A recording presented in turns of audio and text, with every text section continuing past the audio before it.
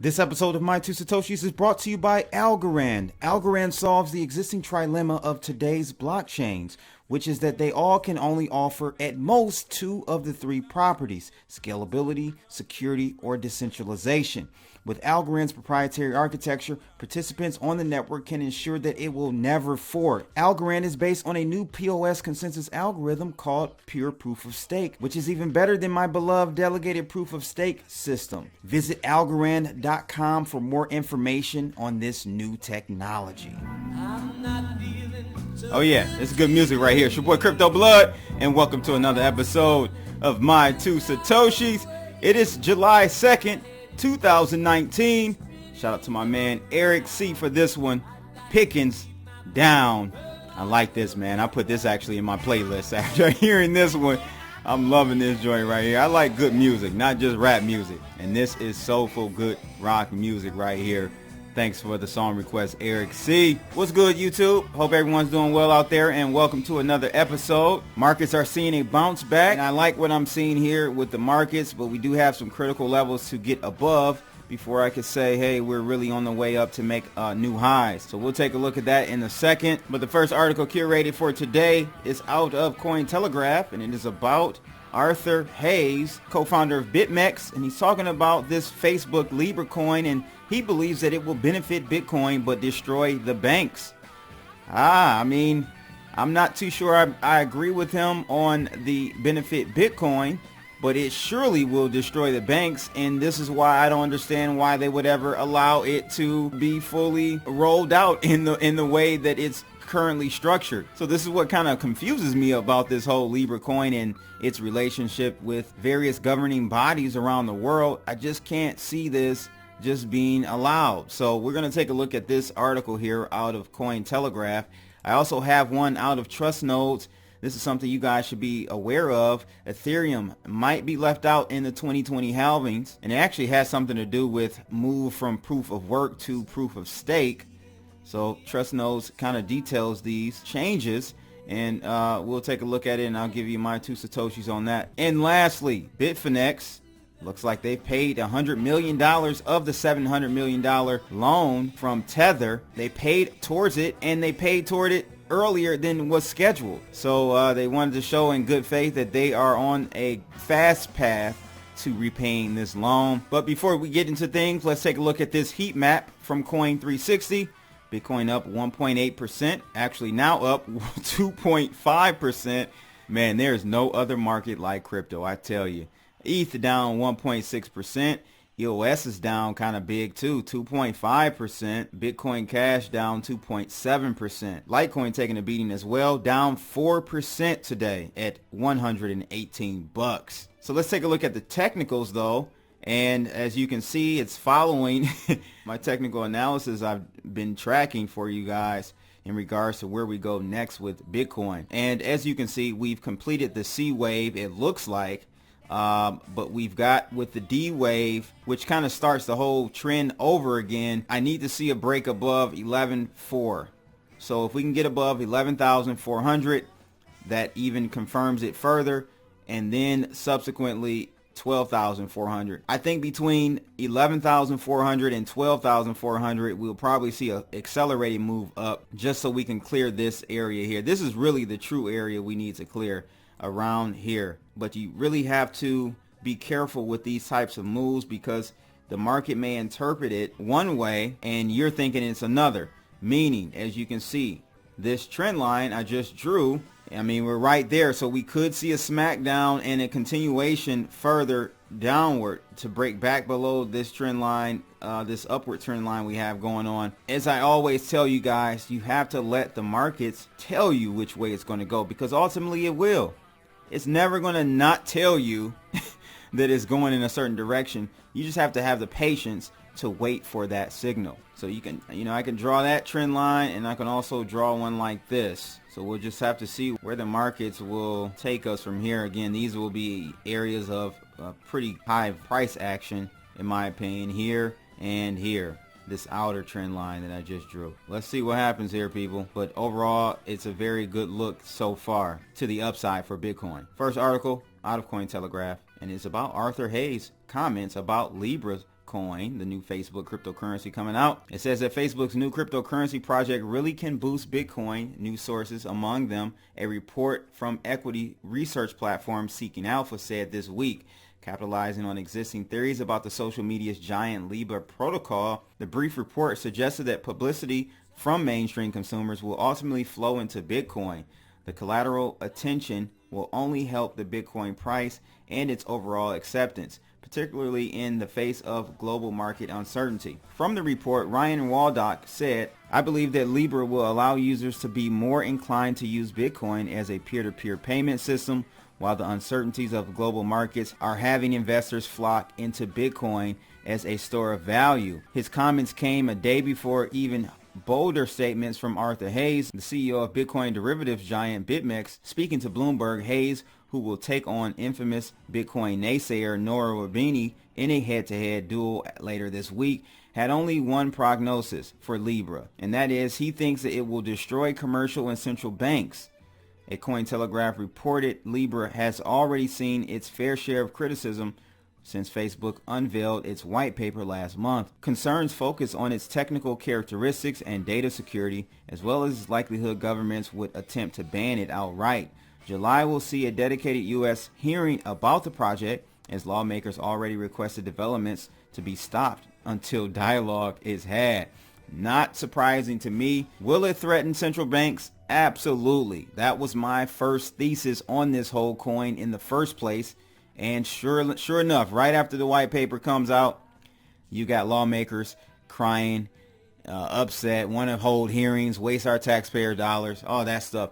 So that is definitely the issue. But what I want to know from you guys, will Libra coin actually help with adoption of Bitcoin? I will say this, it may. And the only reason I say it may is because eventually you're going to have a Bitcoin to Libra peg, right? You're going to have Bitcoin priced in Libra, and so people will be able to see how Bitcoin will over time increase in value over even Libra. Because remember, Libra is somewhat of a stable coin, a basket of euro, I think the yen and US dollar. That is going to definitely entice people to purchase Bitcoin versus Libra. So I guess if you look at it that way, yeah, it will. But I want to hear what you guys think. Do you think from an adoption perspective, not so much a speculative perspective, will it help Bitcoin gain adoption? You guys let me know your thoughts about that in the comments below. We'll have that discussion. The next article is out of Trustnode, and it is about Ethereum being left behind out of the 2020 halvings action that we'll see from Bitcoin and Bitcoin Cash. It says Bitcoin and Bitcoin Cash are looking forward to its first halving since crypto went mainstream in about 10 months from now. The recent jump of Litecoin to $150 ahead of its own halving gives them plenty to look forward to. For Ethereum, however, there might be an increase in inflation weeks ahead of the Bitcoin halving in May and Bitcoin Cash in April. That's because Ethereum is to launch a completely new proof of stake beacon chain in January. This chain has almost nothing to do with the proof of work chain, and the POW chain has completely nothing to do with the POS chain as far as the current design is concerned. POS blocks incorporated the headers of POW blocks, so keeping it still to one blockchain in the entire ETH ecosystem. POW blocks, however, do not know what POS blocks are doing. A researcher from the Ethereum Foundation said that in ETH 2.0 there is a voting mechanism to keep track of the ETH1 chain. There is no such thing as a reverse yet, but we are looking into the many different options. The researcher was then asked whether or not POW security will be affected at all by the new beacon. He said, "Not yet, but definitely being researched. It's just not something trivial, and I personally prioritize making Phase 0 a success first." Phase 0 is what Vitalik Buterin has called a dummy chain, a sort of halfway between a test net and mainnet. There are no smart contracts, no Ethereum virtual machine, with these to be added later in perhaps 2021. The beacon is, at least initially, just the staking logic, with its design containing the architecture for sharding, which is to increase capacity considerably in some 2 years. You hear that? In some 2 years. So again, as more information comes out, about this whole upgrade, you see it's starting to it's starting to be pushed back. 2021 now, you're hearing, full implementation of the virtual machine and smart contracts on Ethereum 2.0. I'm telling you guys, you're in for a long wait, and who has time to wait as far as development teams? They're going to move to other chains that are already up and running, already able to scale, and it's just not going to be a good look in my opinion. This is a huge undertaking from the Ethereum Foundation and the Ethereum developers to try to move from proof of work to proof of stake while it's running. This is one of the most popular smart contract blockchains. So I'm just very interested to see how they're going to pull this off with no hiccups. What happens in regards to issuance until then is not clear, but Danny Ryan of ETH, who is in charge of coordinating between ETH1 and ETH2, says the current POW issuance is around 4.5% a year. The Beacon chain issuance will be less than 1% a year, and likely closer to 0.25% a year depending on initial participation levels. At the start, the ETH2 inflation will be in addition to the POW issuance. There are no planned consensus changes to the POW chain with regard to the Beacon chain at the initial launch of Phase 0. So essentially there's going to be double inflation going on there, it sounds like, people. There is a path in which we can use the Beacon chain to finalize the POW chain. If and when we do that, POW rewards can be reduced in a similar manner discussed in IP 1011. There is a working group for this effort, and I hope to see some prototyping in the coming months. In the long term, it says the POW chain will likely be forked into ETH2 as an execution environment, at which point there will no longer be the POW block reward at all, and issuance will firmly be below 1%. So it says that that's potentially an extra 1% of more than 100 million ETH, so about 1 million additional issuance a year, or circa $300 million at current prices, with 0.5% perhaps more likely, so 150 million at current prices per year, in addition to 1.2 billion for proof of work miners as it stands. As the Beacon has no effect on the POW chain, the latter's security matters quite a lot, because that's where all of the ETH are currently residing, with their move to POS doable only through the POW deposit contract. Man, this is complicated stuff here, people. Complicated stuff. Article goes on to say Ethereum had an issuance reduction in February precisely at the point when the coded algorithmic difficulty increase effectively automatically reduced block rewards from 3 per block to 2 per block. Considering mainly concentrated industrial miners make 1.2 billion a year with much investment on the line, they have naturally already shown some influence in the chaotic decision-making process. The matter, however, is a bit subjective, because unlike Bitcoin, Ethereum doesn't have an algorithmic issuance reduction. So instead of humans adapting to the code, Ethereans have to somehow decide just what is the right issuance level necessary to secure the network. And so this is what I mean by, the current issues with these, if you want to call them blockchain 2.0 applications and protocols. It's so much complexity, people. Don't just be so sure that everything is going to pan out with no hiccups, with no delays, I should say. Don't be that naive, please. I'm just warning you. I want you guys to look at, and you probably saw it at the beginning of this video, Algorand.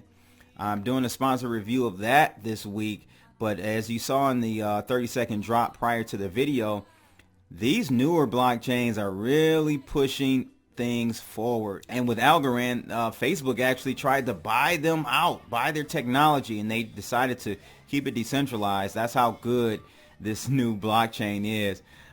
So, there are other projects that are better by leaps and bounds than Ethereum.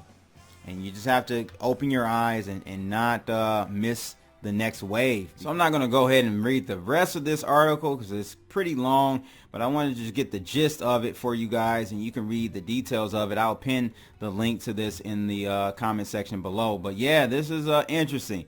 You won't see the same, in my opinion, and this is what this article is suggesting with the halvings with Bitcoin and Bitcoin Cash. So just keep that in the back of your mind as you decide what to do going forward. Next article out of CoinDesk. It's about Bitfinex repaying $100 million of the $700 million loan back to Tether early. They actually planned it back early, people. Crypto exchange Bitfinex said Tuesday that it had begun repaying a loan from its sister company Tether. Bitfinex borrowed as much as $700 million from the stablecoin issuer through a line of credit in early 2019. According to the legal filings by the New York Attorney General office, the exchange needed the cash to make up its $850 million shortfall, which resulted in its payment processor, Crypto Capital, having its funds seized by authorities in 3 separate nations. This amount was not yet due to be paid to Tether under the facility, but Bitfinex has made the prepayment based upon its financial position at the end of the second quarter of 2019. Also, on July 1st, Bitfinex fully repaid all interest occurred under the loan facility to Tether up to the end of the day on June 30th, 2019, also in fiat. Bitfinex and Tether have long shared key executives and shareholders, though both companies maintain that they are distinct entities. Tether's USDT token, which usually trades around $1, is supposed to be backed one-to-one with US dollars or cash equivalents. But the Bitfinex loan meant a portion of that collateral was replaced with the debt of an affiliated company. And we all know about the legal battle going on with NYAG and Bitfinex, or I should say iFinex, the parent company. It says that the parent company, iFinex, and other affiliated entities are embroiled in a legal fight with the NYAG office over the alleged cover-up of its $850 million loss. The company has filed a motion to dismiss, claiming that the NYAG has neither the jurisdiction nor sufficient evidence to back up its claims. The New York Attorney General's office has until July 8th, remember that's in about 6 days here, to file its opposition, and iFinex and its affiliated companies will be able to file their own response by July 22nd. Attorneys for both sides are due back in court on July 29th. So I'll report on that and see what happens. I'm sure we'll have news about what's going on July 8th with that situation. But yeah, that's good news. Bitfinex is not going under like a lot of fear mongering. You know, fear porn is a very lucrative business. It just, for whatever reason, strikes a chord with humans, and we just love it, man. We really do. So looks like Bitfinex is fine. They raised $1 billion in their IEO. They're flush with cash. They're going to pay this back with no problem. And we'll just have to see what happens with the New York Attorney General's office case against them. I think it's going to be thrown out. The judge is even saying this is some bull. So we'll see about that. You guys let me know your thoughts about Bitfinex repaying $100 million earlier than expected. I think that's a good sign. But you guys let me know your thoughts about that in the comments below. That is pretty much it for today, ladies and gents. Shout out again to my man Eric C on YouTube for the song request today. Pickens Down. It's your boy Crypto Blood. Make sure you guys like, share, and subscribe. And click that bell to share this video and support this channel. I'm out of here, people, for July 2nd, 2019. Holla!